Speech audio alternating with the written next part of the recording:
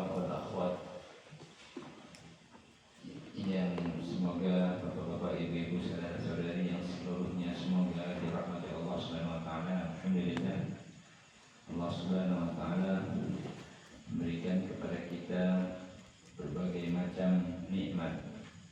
Dan nikmat-nikmat tersebut sudah seharusnya kita syukuri, dan dari berbagai nikmat tersebut ada nikmat yang paling berharga, yaitu nikmat petunjuk yang Allah berikan kepada siapapun yang Allah kehendaki. Dan salah satu bukti bahwa kita dimudahkan oleh Allah Subhanahu wa taala untuk diberi petunjuk adalah kita lapang dada atau bahagia ketika kita melaksanakan amalan Islam, yaitu salah satunya adalah menuntut ilmu. Allah Subhanahu wa taala berfirman, "Wa may yuridillahu ayyahdiyahu yashrah sadrahu lil Islam." Siapa yang Allah kehendaki untuk diberi petunjuk, yashrah sadrahu lil Islam, Allah akan mudahkan dia dadanya, lapangkan hatinya, lapangkan dadanya, dimudahkan dia di dalam menerima ajaran Islam, di dalam mengamalkannya. Makanya ketika Allah Subhanahu wa taala mudahkan kita di dalam berbagai macam kebaikan, salah satu yang menuntut ilmu, ingin menunjukkan bahwa Allah menghendaki kebaikan untuk kita. Dan alhamdulillah di kesempatan ini insyaallah kita akan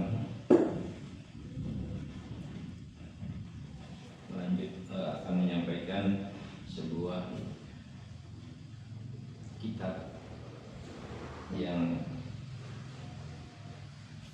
telah dikarang atau ditulis oleh Syekh Abdullah bin Shalih Al-Mubaidan Abdullah Ta'ala, seorang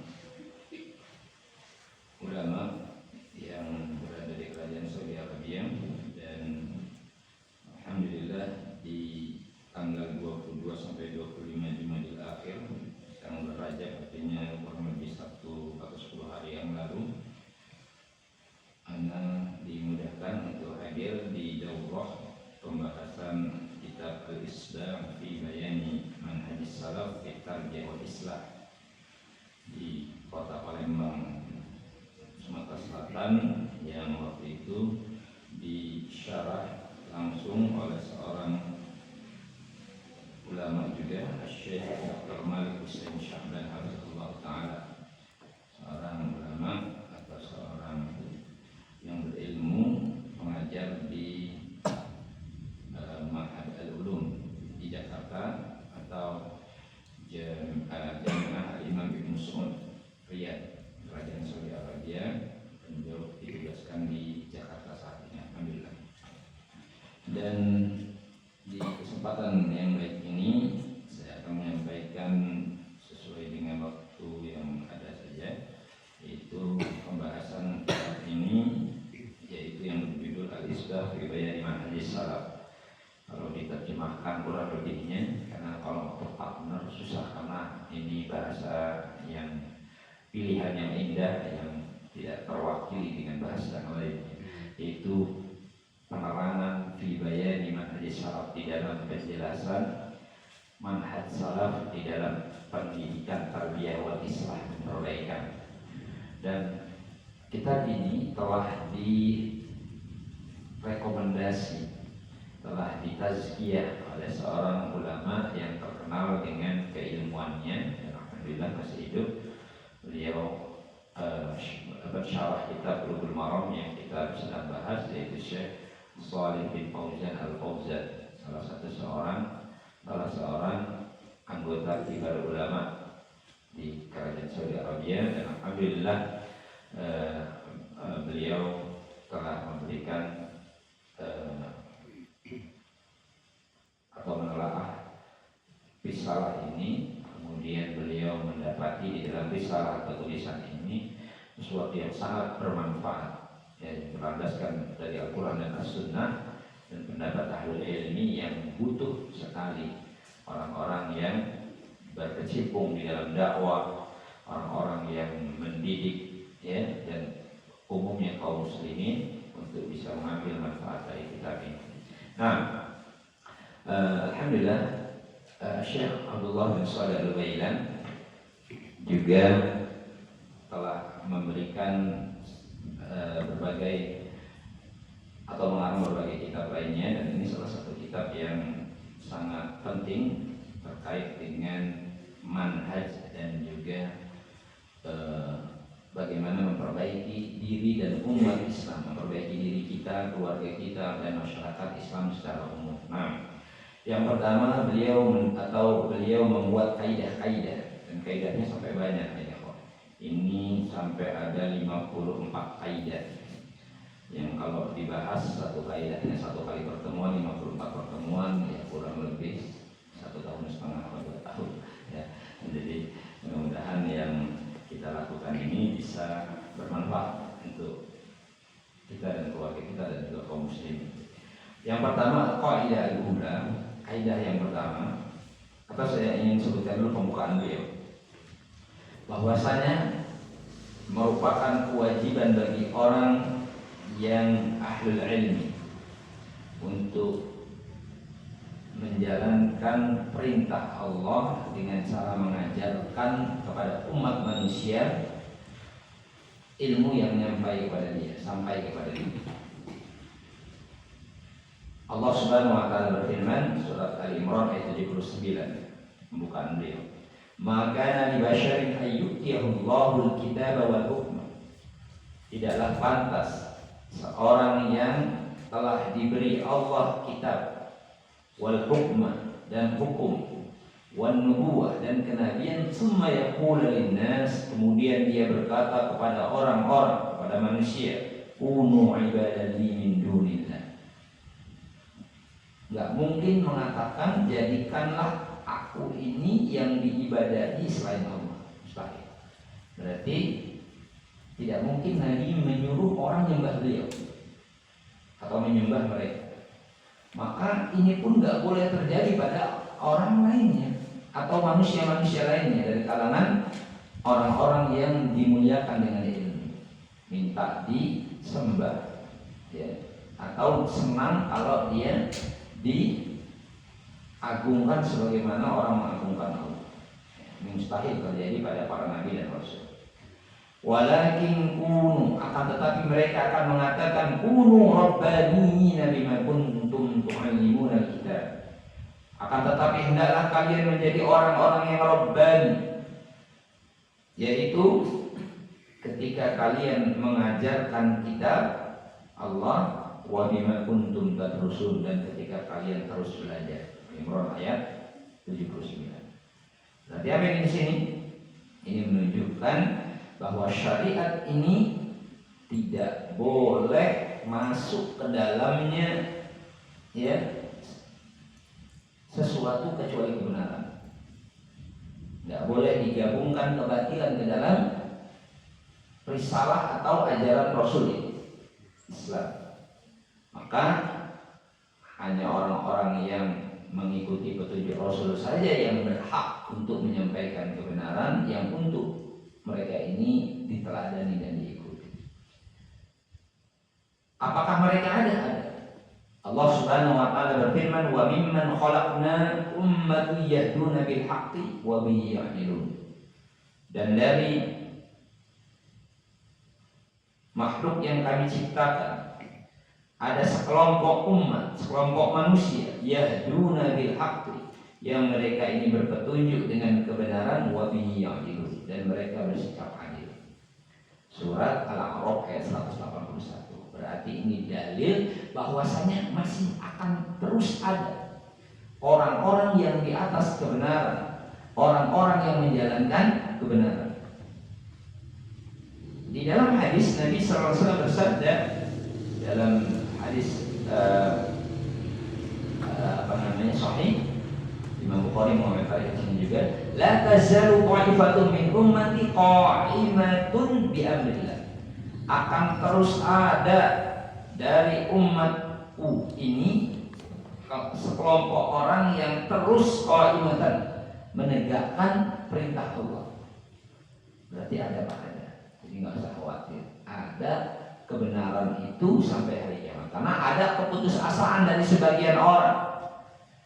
Ketika mereka dapati banyak kebingungan, yang ini bilang boleh, yang ini bilang tidak boleh, yang ini bilang baik, yang ini bilang tidak, akhirnya mengatakan, ya kebenaran itu yang tahu hanya Allah saja, kita nggak tahu, sehingga nggak boleh ngaku benar sendiri. Seolah-olah Al-Quran itu tidak sebagai petunjuk yang menerangi kehidupan ini, yang menjelaskan mana yang hak dan mana yang batil. Seolah-olah nunggu kiamat dulu baru tahu mana yang hak, mana yang batil. Seperti itu. Padahal Allah Subhanahu wa taala menjamin adanya manusia-manusia yang berada di atas al-haq. Wa mimman khalaqna ummatan yahduna bil haqqi wa bihi yaqinun. Kemudian kata Az-Zuhri, berkata ulama kita, al-i'tisam bis sunnah wa huwa najat. Wa huwa najat. Ya, berpegang teguh dengan sunnah itu adalah keselamatan. Imam Malik berkata, sunnah itu perahunya Nabi Nuh. Kita tahu kisahnya Nabi Nuh, ya, ketika Allah memerintahkan membuat kapal, kemudian kapal itu yang mau ikut selamat, yang nggak ikut tenggelam. Nah, sunnah ini diibaratkan ini, kata Imam Malik. Imam Malik bin Anas, muridnya, gurunya Imam Syafi'i. As-sunnah safinatun Nuh. Sunnah itu seperti kapalnya Nabi Nuh. Man raqibahan najat. Siapa yang naik dia selamat. Wa man takhallafa anha ghariqa. Siapa yang dia tidak naik ke atasnya, maka dia tenggelam. Ini sunnah atau syariat yang dibawa Rasul ini adalah keselamatan, jalan keselamatan bagi orang-orang yang berada di hidup di akhir zaman ini. Jadi nggak ada pilihan lain. Ya. Dan Allah Subhanahu wa taala berfirman tentang Nabi Muhammad SAW, ya ayuhan nabi, wahai nabi, inna arsalnaka syahidan wa mubasysyiran wa nadhira.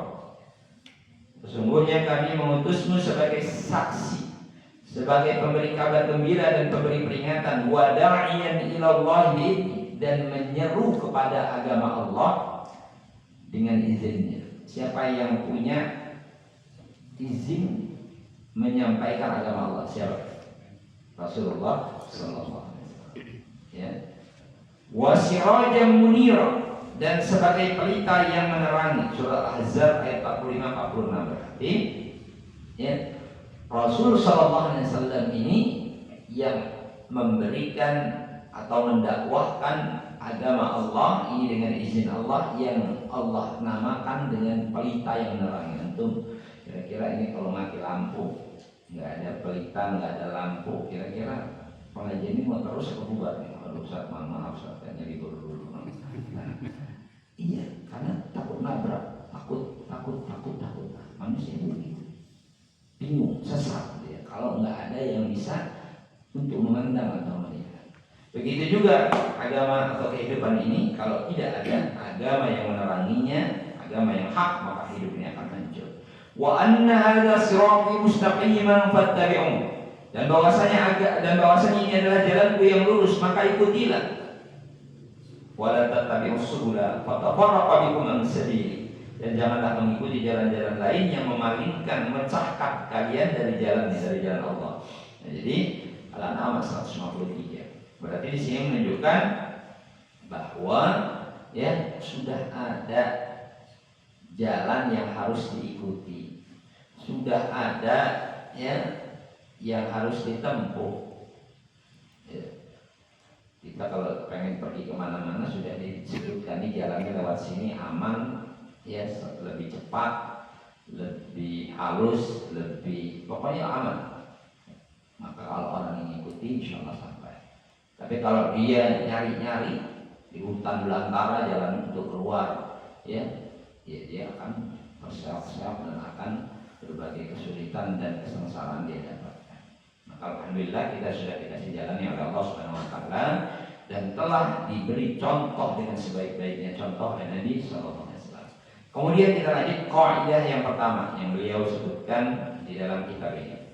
Ad-dinu mabniyun ala aslaini azimaini. Agama ini dibangun di atas dua pokok yang agung, al-ikhlas wal mutaba'atu lin Nabi sallallahu alaihi wasallam. Ikhlas dan mengikuti atau mutaba'ah atau ittiba kepada Nabi sallallahu alaihi wasallam. Jadi ada landasannya. Hidup ini kalau pengen benar ya beragama Islam, yang Islam itu dibangun dengan dua ini, dengan dua landasan, dua dasar yang agung. Ya. Yang pertama ikhlas. Apa itu ikhlas? Ikhlas itu ya murni di dalam ibadah kepada Allah Subhanahu wa taala. Ya, yang diibadahi Allah tujuannya karena Allah. Allah Subhanahu wa taala menyebutkan tentang kaidah ini. Jadi ulama itu mengambil Al-Qur'an dan hadis kemudian menyimpulkan istinbat dari Al-Qur'an dan Sunnah tersebut. Ini menunjukkan bahwa Allah Subhanahu wa taala memudahkan mereka untuk memahami Al-Qur'an dan As-Sunnah. Kita tidak mengikuti yang hak ya dari apa yang telah mereka katakan. Wa man ahsanu dinan mimman aslama wajhahu lillah. Dan siapakah yang lebih baik agamanya mimman aslama wajhahu, daripada orang yang menyerahkan dirinya kepada Allah lillah. Menyerahkan dirinya. Disebut wajah itu maksudnya ya salah satu dari dirinya, maksudnya seluruh dirinya itu dia serahkan kepada Allah. Akidahnya dia serahkan kepada Allah. Apapun yang datang dari Allah dia yakini. Disuruh beriman kepada Allah, ikut. Kepada malaikatnya iman, kepada kitabnya, kepada rasulnya, kepada hari akhir, kepada qadar dan qadar. Itu namanya mimman aslama wajhahu lillah. Karena ada orang yang ada yang dia nggak mau ikuti kecuali sesuai dengan akal dan hawa nafsunya. Berarti dia belum menerapkan ikhlas. Wa huwa muhsinun, dan dia muhsin. Muhsin itu kata para ulama yang dimaksud muhsin itu dia beramal shalih, ya, beramal shalih mengikuti petunjuk Nabi sallallahu alaihi wasallam. Dia berbuat baik. Jadi di sini disebutkan disebutkan di dalam penjelasan Asy-Syaikh, muhsin di sini adalah muttabi'in Nabi sallallahu alaihi wasallam. Ya, mengikuti Nabi sallallahu alaihi wasallam. Karena setiap amalan walau ikhlas nggak ngikuti Nabi sallallahu alaihi wasallam maka nggak diterima. Akan ditolak. Ya. Man 'amila 'amalan laisa 'alaihi amruna fa huwa radd. Setiap siapa yang beramal dengan amalan ya tapi tidak ada amalan itu pada urusannya pada kami, maksudnya agama kami, agama Islam, bahwa raddun, maka dia tertolak. Maka dari ayat yang mulia ini, surat An-Nisa ayat 125, ini dapat kaidah yang pertama. Kaidah apa ini? Tadi agama ini dibangun di atas dua pokok yang agung, al-ikhlas wal mutaba'ah Nabi sallallahu alaihi wasallam. Dari satu ayat ini sudah dapat kaidah ini kita. Nah, penguat-penguatnya banyak. Contohnya kita sering hafal atau sudah hafal wa ma umiru illa liya'budullaha mukhlishina lahuddin, dan tidaklah mereka itu diperintah kecuali untuk beribadah kepada Allah dengan memurnikan ibadah kepadanya saja, memurnikan agama, memurnikan ibadah itu kepadanya saja. Ya, begitu juga Allah berfirman dalam surat Az-Zumar ayat 11 atau tadi surat Al-Bayyinah ayat 5 ya. Qul inni umirtu an a'budallaha mukhlishan lahuddin. Katakanlah aku ini diperintahkan untuk beribadah kepada Allah dengan memurnikan ibadah itu untuknya saja. Az-Zumar ayat 11. Memurnikan agama, maksudnya memurnikan ibadah dalam agama ini hanya untuk Allah. Ini ikhlas. Bagaimana kalau di dalam hadis ada innamal a'malu binniyat, sesungguhnya amal itu tergantung dengan niat.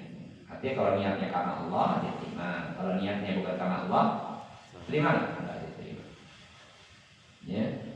Kita sholat misalnya bukan karena Allah, walaupun kita betul maghribnya 3 rakaat nggak diterima ya.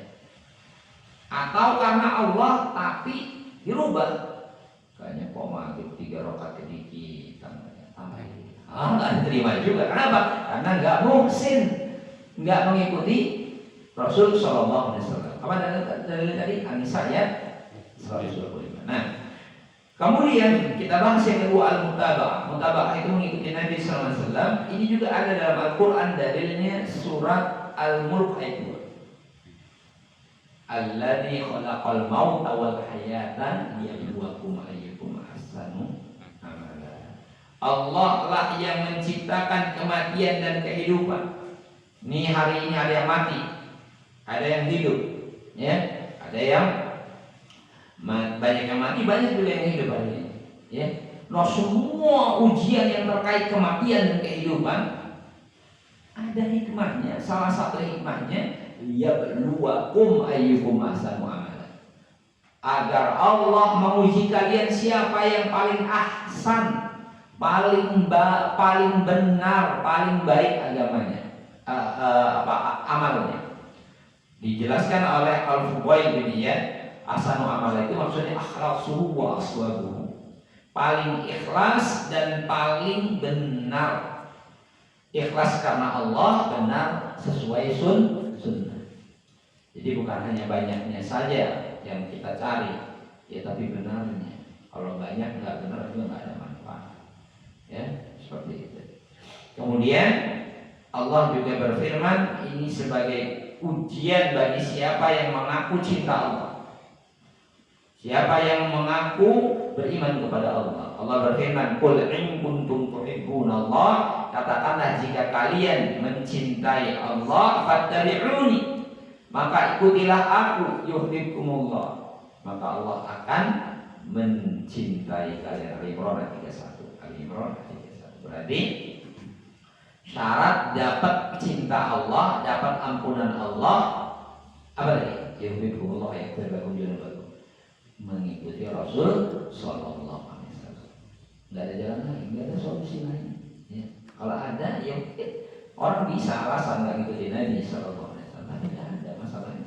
Allah yang telah menetapkan bahwa tidak ada jalan mendapatkan kecintaan Allah kecuali mengikuti beliau Sallallahu Alaihi Wasallam. Ya, dalilnya tadi juga man amila amalan laysa alaihi amruna fahuwa raddun. Nah, kemudian manusia dalam hal ini, dalam hal kaidah yang pertama tadi, ikhlas dan mutaba'ah, ini terbagi menjadi 4 golongan di dunia ini. Yang pertama, ahlul ikhlas lil ma'budi wal mutaba'ah. Orang yang telah menunaikan ikhlas dengan benar kepada yang diibadahi, yaitu Allah, dan mengikuti Nabi sallallahu alaihi wasallam. Maka inilah orang yang sukses, yang benar mempraktekkan yang tadi kita baca dalam sholat kita. Iyyaka na'budu. Apa iyyaka na'budu? Hanya kepadamu lah kami beribadah. Berarti dia sudah sesuai dengan yang dia baca. Kalau bukan kepada Allah nggak mau ibadah. Kalau tidak kepada Allah nggak akan pernah mau ibadah. Karena ada orang itu yang ibadah kepada Allah tapi ibadah juga kepada yang lainnya, double. Ya.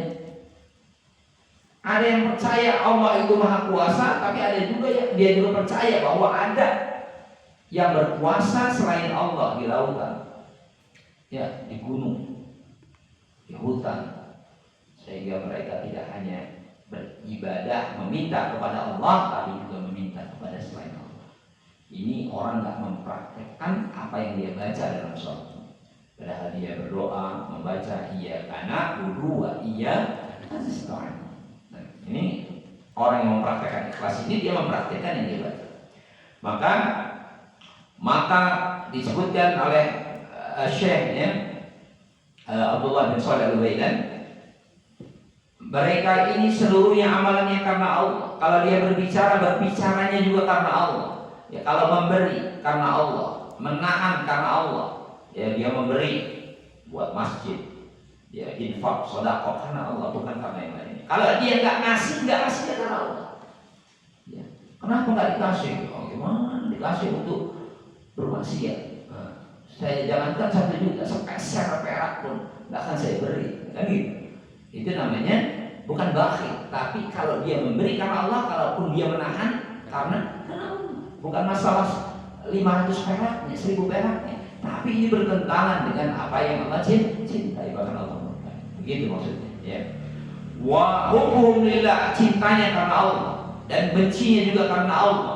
Kalau dia bermuamalah, muamalahnya dia arahkan seluruhnya untuk meraih Allah, meraih wajah Allah, meraih keridhaan Allah Subhanahu wa taala.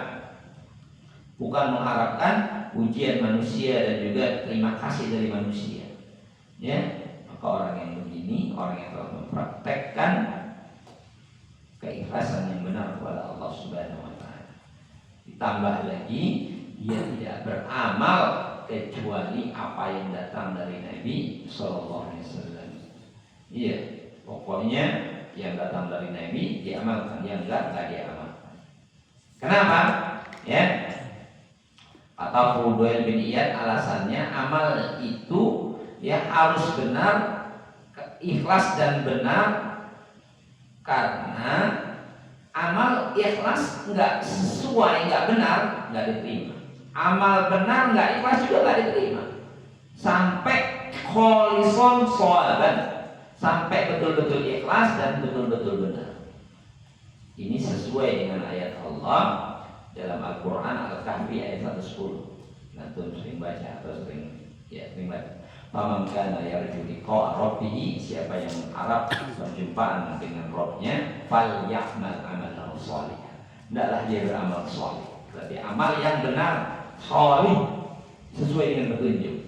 Nah, berarti mengikuti Nabi sallallahu alaihi wasallam. Wala yusyrik bi ibadati rabbih ahada, dan jangan menyekutukan dengan Allah dalam beribadah kepada Allah dengan suatu apapun.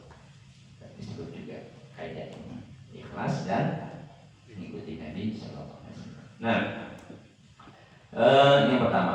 Dan kelompok ada manusia, ini yang pertama, ini manusia paling sukses, manusia yang sudah menerapkan Islam dengan benar dan apa yang dibawa oleh Nabi dan Rasul. Yang kedua, kelompok yang manda ikhlas walahu wala mutabah, enggak ikhlas dan juga tidak mengikuti mutabah. Ya, yang paling buruknya mereka orang-orang musyrik. Mereka tidak beribadah kepada Allah, atau kalau beribadah kepada Allah juga meyakini selain Allah. Ada yang menyembah Nabi, ya, percaya ada Allah tapi menyembah Nabi juga. Ya. Ada yang percaya dengan Allah tapi menyembah berhala juga, seperti orang-orang musyrik Arab dulu ketika Nabi diutus ke kota Makkah. Ini orang yang tidak ikhlas dan tidak pula ngikuti Nabi. Ketika disuruh ikut Nabi, SAW nggak mau juga mereka. Kenapa? Bertentangan dengan kebiasaan mereka. Nah, orang-orang seperti ini saya tanya, aku salah apa aku benar? Aku benar. Kalau aku salah nggak akan pernah ngeyel, nggak pernah ngotot, ya, untuk memerangi Nabi SAW. Nah, orang-orang yang semisal ini yang paling buruknya orang-orang kafir, orang-orang musyrik. Tapi kalau terjadi pada sebagian atau ada pada umat Islam, ya aneh. Ya, berarti dia sedang meniru jejaknya orang kafir, sedang meniru. Nah, hati-hati, ya, jangan sampai kita tasyabuh dengan orang kafir. Awalnya tasyabuh budayanya, lama-lama tasyabuh keyakinan. Seperti itu. Allah Subhanahu wa taala berfirman, ya, manusia-manusia yang paling buruk di muka bumi. La tahsabanna alladziina yafrahuna bima ataw. Janganlah kau mengira orang-orang yang bergembira dengan apa yang telah mereka amalkan. Wa yuhibbuna ayyuhmadu, dan mereka suka, senang jika dipuji amalan mereka itu. Jadi memang enggak murni, enggak ikhlas karena Allah, atau kalau mereka berbuat keliru, bertentangan dengan petunjuk. Bima lam yaf'alu, terhadap apa yang mereka belum menunaikannya dengan benar. Mereka cuma sekedar ngaku-ngaku benar. Fala tahsabannahum bimafazatin minal azab, ya, maka janganlah kau mengira mereka itu beruntung disebabkan mereka telah mendapat azab, walhum adzabun alim. Mereka akan mendapat azab yang pedih. Surat Al-Imran ayat 188.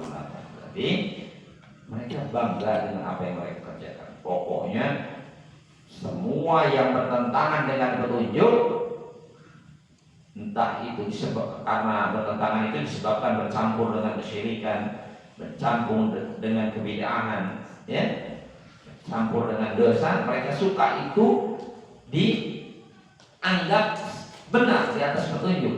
Mereka menganggap ahli kebenaran, tetapi kenyataannya Allah murka kepada mereka dan mereka telah mendapat azab yang pedih. Apa sebabnya? Karena mereka tidak murni ibadahnya kepada Allah. Mereka pula tidak mau mengikuti Nabi Sallallahu Alaihi Wasallam. Nah, yang ketiga, ini kebanyakan dari umat Islam atau umat Islam yang melakukan. Man huwa mukhlisun fi a'malihi, orang yang ikhlas dalam amalannya. Tetapi lakinnaha ala ghairi mutaba'il amr, tapi enggak mau ngikuti perintah, enggak mau ngikutin sunnah Nabi sallallahu alaihi wasallam. Ini yang terjadi kajuhalil ubbad. Ya, seperti orang-orang jahil dari kalangan ahli ibadah. Ya, yang mereka ibadah kepada Allah tapi tidak di atas perintah Allah. Mereka meyakini bahwa ibadahnya ini mendekatkan diri kepada Allah. Ya, coba untuk melihat orang-orang yang menyimpang itu. Mereka menganggap itu dapat pahala. Dapat. Makanya mereka rela mengorbankan hartanya, waktunya, bahkan jiwanya untuk hal tersebut. Ya. Iya. Dan ini kita dapat di tengah sebagian umat Islam. Ya, semoga Allah memberi petunjuk kepada mereka. Yang keempat, man a'maluhu ala mutaba'il amr. Ini juga terjadi pada umat Islam. Orang yang sudah masuk ke dalam Islam. Orang yang amalannya dia mengikuti perintah sesuai sunnah, lakinnah li ghairillah, tapi bukan karena Allah. Dia pengen dipuji, dia pengen dianggap pemberani kalau dia berjihad, ya. Dia pengen kalau haji semua orang tahu. Di pinggir Ka'bah posting status semua ini lagi di pinggir Ka'bah, besoknya lagi sujud. Taruh foto ini. Seperti itu. Ini nggak pengen amalannya nggak orang nggak tahu, harus tahu. Ya, begitu dia posting kok nggak lihat dijaprik nih saya lagi ini. Oh ya. Kenapa? Ya karena dia nggak pengen ya sebatas karena Allah saja. Ya karena Allah iya pasti itu mau pahala, tapi kan saya juga pengen dipuji. Nah ini nggak boleh seperti itu. Dan dia telah bertentangan dengan apa yang dia baca. Iya karena kedua iya karena nasta'in. Maka ini tipe-tipe manusia. Maka kita jangan sampai seperti itu, ya. Orang-orang yang tidak di atas keikhlasan dan tidak di atas petunjuk sunnah Nabi Sallallahu Alaihi Wasallam. Kemudian dan khilaf, perselisihan ini ada di tengah manusia bukan hanya sekarang, semenjak dulu lama, ya. Yang karena itulah akhirnya Allah mengutus Nabi Nuh.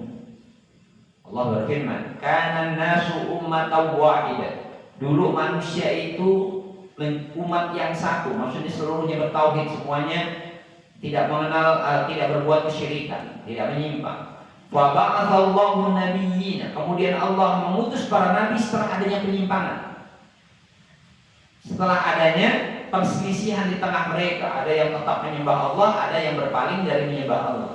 Maka Allah utus para nabi mubasysyirina wa mundhirin, sebagai pemberi kabar gembira dan pemberi peringatan. Wa anzala ma'ahumul kitab, dan Allah menurunkan pada mereka kitabnya bil haqqi, dengan benar, yahkuma bainan nasi fi makhtalafu fi, agar nabi tersebut menghukumi di tengah manusia terhadap apa yang mereka perselisihkan dengan kitab itu. Berarti Al-Quran ini untuk menghukumi mana yang hak, mana yang batil. Yang hak harus kita bela dan diikuti, yang batil harus kita tinggalkan dan harus kita ingatkan manusia, nasihati manusia agar tidak mengamalkannya. Wa makhtalafa fihi illa alladziina utuhu min ba'di ma ja'atuhumul bayyinat, dan tidaklah mereka berselisih pada hal tersebut kecuali setelah diberikan kepada mereka keterangan-keterangan. Al-Baqarah ayat 213. Berarti Pak, ya sebenarnya, ya, khilaf itu sudah ada, perselisihan itu sudah ada. Tetapi dulu ada terjadi, ya. Ada orang yang berpaling, tergoda oleh iblis, oleh setan, sehingga menyembah selain Allah. Itu di zamannya Nabi Nuh, sebelum Nabi Nuh diutus. Kemudian Nabi Nuh diutus untuk meluruskan mereka agar tidak menyembah berhala. Allah memberikan rahmat kepada umat manusia, mengutus para rasulnya, menurunkan kitab sucinya, kitab-kitabnya, ya, agar manusia berhukum dengan yang diturunkan tersebut. Maka jalan yang menyampaikan seseorang kepada keridhaan Allah, yaitu jalan yang lurus, ya, ini sudah Allah tetapkan. Jadi nggak usah sibuk-sibuk kita buat-buat, sudah ada, ya. Tadi sudah kita sebutkan, jalan Allah itu lurus. Satu, Al-Imran, Al-An'am ayat 153. Ya, kalau keluar dari jalan tersebut, maka dia akan berpecah belah dari jalan yang lurus tadi. Nah, dan jalan yang lurus tadi, ya, adalah jalannya Rasul dari mulai pertama sampai akhir. Lihat, ketika kita baca ihdinas siratal mustaqim, tunjukilah kami jalan yang lurus. Jalan lurus itu apa sih? Siratal ladzina an'amta 'alaihim. Jalan orang-orang yang telah Engkau beri nikmat atas mereka. Nikmat berarti jalan ini pernah dilalui sebelum kita. Buktinya ada orang-orang sebelum kita yang mendapat kenikmatan menempuh jalan ini. Maka Allah jelaskan siapa sih mereka itu dalam surat An-Nisa ayat 69. Siapa sih penempuh jalan yang Allah sebutkan jalannya lurus, yang dengan jalan lurus itu mereka mendapatkan nikmat dunia dan nikmat akhirat? Siapa mereka? Allah sebutkan dalam surat An-Nisa ayat 69. Jadi antum setiap baca ini ingat juga An-Nisa ayat 69. Allah berfirman, "Wa may yuti'illaha wa rasul." Siapa yang taat Allah dan taat Rasulnya, fa ulaika ma'al ladzina an'ama Allahu 'alaihim minan nabiyyin. Maka mereka itu bersama orang-orang yang telah Allah beri nikmat atas mereka. Berarti yang sukses berada di atas jalan yang lurus tadi, Al-Fatihah tadi, yang sukses mendapatkan kenikmatan dunia dan akhirat dari Allah Subhanahu wa taala, lihat, minan nabiyyin, dari kalangan para nabi, seluruh para nabi. Berarti jalan yang lurus ini jalannya para nabi. Wasiddiqin, dan orang-orang yang benar imannya. Wasyuhada, orang-orang yang mati syahid membela agama Allah dari masa ke masa, dari zaman ke zaman. Wassalihin, dan orang-orang yang saleh. Jadi ini jalan yang sudah ditempuh oleh mereka. Wa hasuna ulaika rafiqa, dan mereka itu sebaik-baik rafiq, sebaik-baik teman. Kalau ketemu di dunia, masya Allah, alhamdulillah, kita punya ketemu dengan Nabi, masya Allah, ya, ini menjadi jalan yang terang benar, ya. Ketemu dengan orang yang soleh, ketemu dengan orang yang benar imannya, maka ini sebaik-baik teman di dunia. Kalau ketemu, kalau nggak ketemu gimana? Semoga Allah mempertemukan kita di akhirat. Yang penting kita tetap berada di jalan mereka agar ketemu. Makanya ini penghibur. Ayat ini penghibur untuk siapapun yang berada di atas petunjuk di tengah keterasingannya di tengah manusia.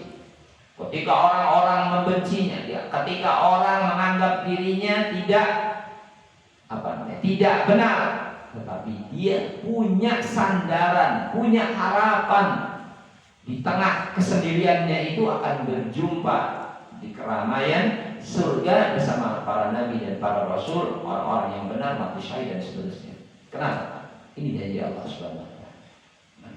Maka ini yang harus kita tempuh, ya. Jadi jalan ini harus kita tempuh. Nah, maka manusia di setiap zaman sangat butuh terhadap penjelasan jalan yang menyampaikan mereka kepada Allah Subhanahu wa taala.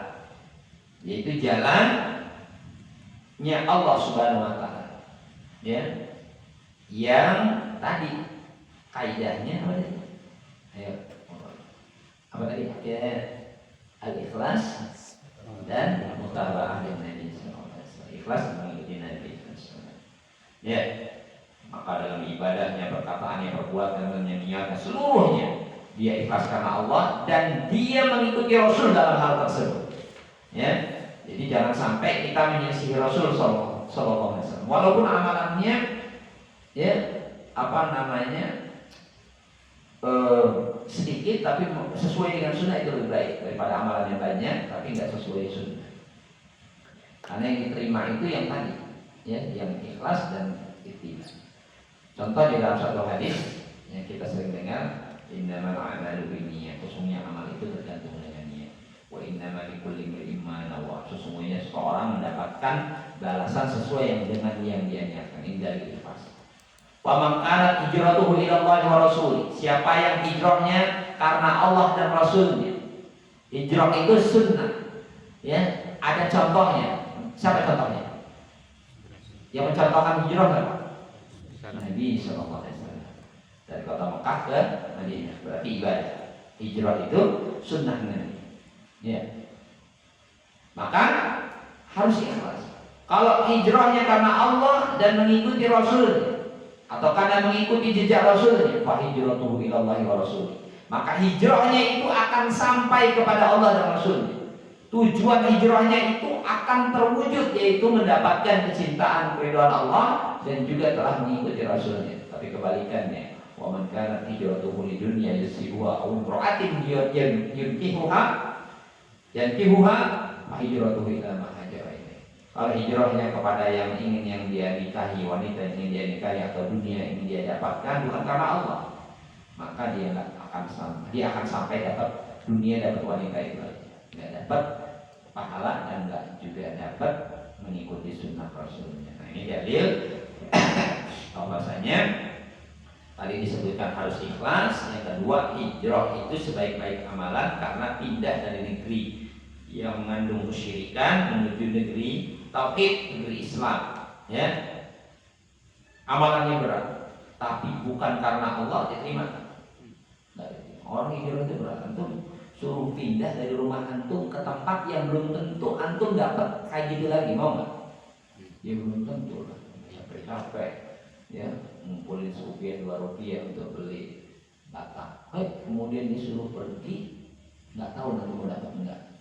Ya, berat. Tapi kalau dia lakukan itu untuk menjaga agamanya, untuk memperjuangkan agama untuk diri dan keluarganya, maka itu mendapat pahala. Seperti itu.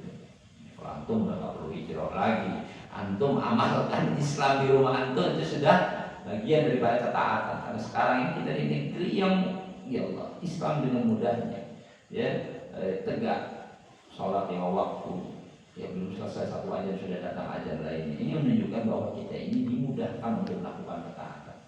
Seperti itu. Nah, jadi itu, ya, jadi ikhlas dan ittiba. Yang kedua, ikhlas itu maksudnya apa? Karena Allah, baik niatnya maupun, ya, baik yang tujuannya murni kepada Allah ataupun yang dia harapkan pahalanya dari Allah. Jadi orang-orang musyrik itu nggak ikhlas. Kenapa? Karena nggak murni. Ya, orang yang riya itu nggak ikhlas. Kenapa? Karena nggak murni ibadahnya karena Allah. Maka disebutkan riya itu syirik asghar. Kenapa? Ya karena bukan karena Allah saja yang dia lakukan, tapi ada yang dia inginkan lainnya. Tapi kalau syirik akbar bukan ditujukan kepada Allah, makanya dikatakan syirik akbar. Ya, seperti itu. Seperti orang yang beribadah kepada selain Allah. Ya, nah, walaupun dia meyakini Allah itu Tuhannya, tapi tetap disebut syirik. Nah, kemudian yang kedua, kaidah yang kedua, anna masdar at-tasyri', bahwasanya masdar sumber syariat, pensyariatan agama ini atau syariat agama ini, wa dakwah wal ibadah, dakwah dan ibadah, wal Quran was sunnah as-sahihah, adalah Al-Quran dan sunnah yang sahih. Al-Quran dan sunnah yang sahih. Allah berfirman, ittabi'u ma unzila ilaikum min rabbikum, ikutilah apa yang diturunkan kepada kalian dari Rabb kalian, wala tattabi'u min dunihi awliya, dan janganlah mengikuti dari selainnya sebagai pemimpin. Al-A'raf ayat 3. Maksudnya tidak boleh kita tidak mengikuti atau tidak boleh kita mengikuti selain apa yang Allah turunkan. Ya, Allah menurunkan apa? Al-Qur'an. Ya. Allah menurunkan Rasulnya. berarti kita wajib mengikuti Rasul. Gitu. Nah, selain atau yang tidak yang bertentangan atau yang bertentangan dengan Allah dan Rasulnya, tidak boleh kita mengikutinya. Ya. Surat Al-A'raf ayat 3. Allah juga berfirman dalam surat Al-Imran ayat 132, wa atiiullaha wa rasulahu la'allakum turhamun. Taatilah Allah dan Rasulnya agar kalian dirahmati. Sekarang siapa yang nggak pengen dapat rahmat Allah? Kita pengen. Apa sih rahmat Allah? Rahmat Allah itu, ya, Allah ampuni kesalahan kita, Allah terima amal soleh kita, Allah jaga kita di dalam penjagaannya di dalam mengamalkan agama ini sampai kematian kita. Itu namanya rahmat. Sampai nggak pengen. Solusinya apa tadi? Wa atiullah wa atiullah wa rasul. Taati Allah dan taati Rasul. Allah juga berfirman, "Fastamsik billadzi uhiya ilaika." Ini Nabi yang diingatkan. Kalau Nabi saja sallallahu alaihi wasallam, Nabi Muhammad sallallahu alaihi wasallam saja diingatkan untuk berpegang teguh, "Fastamsik billadzi uhiya ilaika." Berpegang teguhlah terhadap yang diwahyukan kepadamu. Innaka 'ala shiratin mustaqim. Sesungguhnya engkau berada di atas jalan yang lurus. Az-Zukhruf ayat 43. Kalau Nabi saja disuruh mengikuti wahyu, apalagi kita yang bukan Nabi, bukan Rasul. Ya, seperti itu. Banyak sekali ayat-ayatnya. Ya, kita nggak boleh mengikuti hawa nafsu. Dan Allah juga berfirman, karena kita diperintahkan mengikuti beliau sallallahu alaihi wasallam, Nabi, karena beliau itu wa ma dhalla sahibukum wa ma ghawa, tidak sesat kawanmu ini, ya, yaitu Nabi Muhammad SAW, dan tidak pula mengikuti hawa nafsu. Wa ma yantiqu 'anil hawa in huwa illa wahyu yuha. Tidaklah yang diucapkan itu berdasarkan hawa nafsunya, tapi wahyu yang diwahyukan kepadanya. Berarti kita ini sudah disuruh mengikuti petunjuk yang dibawa Nabi, karena yang diucapkan beliau ini, perintah beliau itu wahyu Allah. Yang dilarang beliau itu adalah larangan Allah Subhanahu wa taala yang diwahyukan kepada beliau. Nah, dan Nabi SAW bersabda, "Taraktu fikum syai'ain." Aku tinggalkan dua perkara, lan tadillu, tidak sesat kalian. Ba'dahuma, setelah berpegang pada keduanya, kitab Allah wa sunnati, kitab Allah dan sunnah. Jadi ini apa namanya? Ya, cara untuk tidak tersesat di saat banyaknya manusia menyimpang. Bertanya, di dunia ini banyak penduduk kafirnya atau muslimnya, Pak? Kafir, ya. Jadi penduduk terbesar di dunia ini adalah orang-orang kafir. Ya. Maka dari sini menunjukkan ketika mereka berpaling dari petunjuk, tidak mau mengikuti Rasul yang diutus kepada mereka, maka mereka di atas kesesatan. Nah, kemudian Allah mengingatkan juga dalam surat An-Nisa ayat 59. Ya ayyuhalladzina amanu atti'ullaha wa atti'ur rasul. Wahai orang-orang yang beriman, taatilah Allah dan taatilah Rasul, wa ulil amri minkum, dan pemimpin kalian. Ketika Allah memerintahkan taat kepada Allah, diulangi lagi taat kepada Rasulullah. Begitu pemimpin tidak disebut api. Apa maksudnya? Kalau pemimpinnya di atas hak, maka di atas petunjuk Allah dan Rasulnya taati. Kalau enggak berarti enggak. Jadi enggak mutlak kalau kepada pemimpin. Siapa pemimpin? Ya banyak. Ya. Mungkin ada orang yang di perusahaan, maka pemimpinnya yang pemimpin kerjaannya ya perusahaan itu ya, pimpinan perusahaan. Orang di desa ya pemimpinnya kepala desa. Di negara pemimpinnya kepala negara. Nah, ketaatan kepada mereka ya dibatasi dengan ketaatan kepada Allah dan ketaatan kepada Rasulnya. Ya, la ta'ata li makhluqin fi ma'siyatil khaliq. Jangan taat kepada makhluk untuk bermaksiat kepada yang menciptakan.